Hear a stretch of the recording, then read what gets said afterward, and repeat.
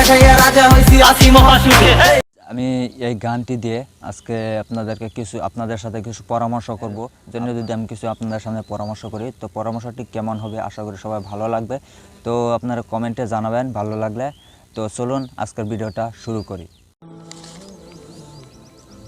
নাউজুবিল্লাহ, রোজা রমজান মাসের মধ্যে এই গাজা নামের গানটি আপলোড করা হয়েছে, যে গানটি কিন্তু রাতারাতি ভাইরাল হয়ে গিয়েছে। আর এই গানটি কিন্তু হাজার হাজার লাখ লাখ মানুষ শুনেছে বা দেখেছে। আর এই গানের মধ্যে শুধুমাত্র গাজার দাওয়াত দেওয়া হয়েছে। বলাও ছিল গাজা আমি খাই না, তবে গাজা তিনি বিক্রিও করে মনে হয়। সচরাচর কি দেখি আমরা, রোজা রমজান মাসের মধ্যে ইসলামিক সঙ্গীত গেয়ে বা গজল গেয়ে তারপর সেইগুলো আপলোড করা হয়, মানুষকে ইসলামের মেসেজ দেওয়া হয়। আর এরকমই একটি অবস্থায় এসে গাজার গান গেয়ে পুরো সোশ্যাল মিডিয়ায় এরকম তোলপাড় সৃষ্টি করে দিয়েছে। আমি তার কমেন্টে লিখেছিলাম, গ্রাম থেকে উঠে আসা একটি ছেলের জীবনে কিছু করতে চায়, আপনারা তাকে সাপোর্ট করেন। তবে হঠাৎ করে রোজা রমজান মাসে এসে কিছু সংখ্যক মেয়েদেরকে নিয়ে তারপর কিন্তু একটি গাজার গান গিয়ে এখন আমার মনের মধ্যে কষ্ট দিয়েছে। কারণ আমি তার চ্যানেলে সাবস্ক্রাইব করেছি, আর আমি আমার প্রত্যেকটা বন্ধুদেরকে নিয়ে তার চ্যানেলে সাবস্ক্রাইব করে দিয়েছি, যার কারণে সত্যি বলতে কি আমি দ্বিধাবোধ করছি। ভাই এখন মানুষের মস্তিষ্কটা বিক্রি হয়ে যাচ্ছে। ভাই একটু ফ্রেন্ড পাওয়ার জন্য, একটু ভিউজ পাওয়ার জন্য মানুষ যে এতটা নিচে নামতে পারে আমার ভাবতে ঘৃণা লাগছে। এখন রমজান মাস আমরা জানি শয়তানদেরকে বন্দি করে রেখেছেন মহান আল্লাহ তাআলা। তবে কিছু সংখ্যক শয়তান এখনও চারপাশ দিকে ঘুরে বেড়ায়।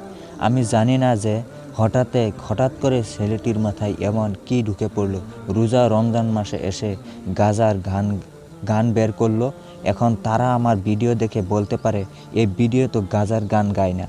আমি তো গাজার গান গাই না, আমি তো বলি নাই গাজা খাইতে। আরে আমি বলেছি গাজা আমি খাই না, তবে আপনি গাজা খান আর না খান, কিন্তু আপনার সামনে কয়েকটি মেয়ে নিয়ে তারপর গাজার ভিডিওটি বানাইছেন। যে মিউজিকটি ভিডিওর মধ্যে কিছু সংখ্যক বেপরদা নারী নেচে নেচে ভিডিও করেছে, তার পাশাপাশি আপনিও কিন্তু তাদেরকে ধরে ভিডিও করেছেন। এই নষ্টামির হাত থেকে কবে যে আমরা রেহাই পাবো। ভালো কিছু করলে অবশ্যই আমরা সাপোর্ট করব, আর খারাপ কিছু করলে অবশ্যই আমরা সেটা নিয়ে প্রতিবাদ করব।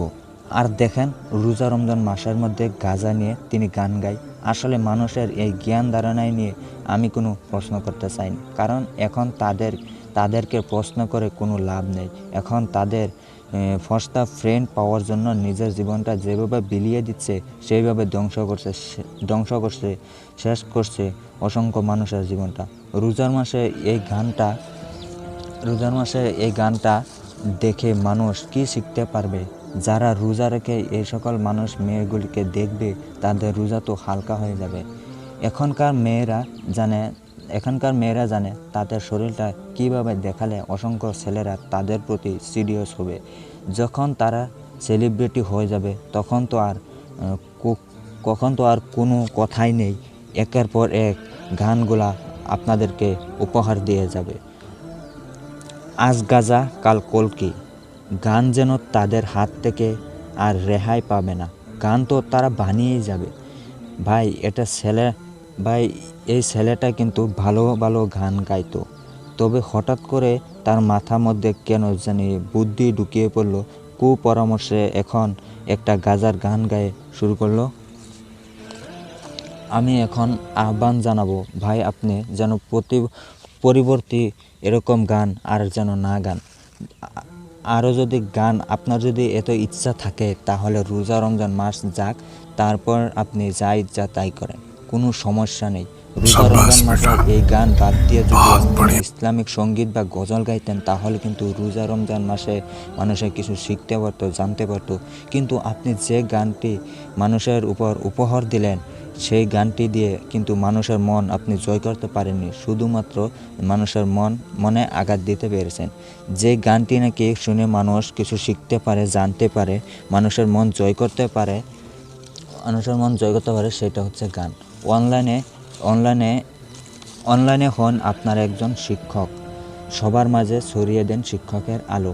শিক্ষা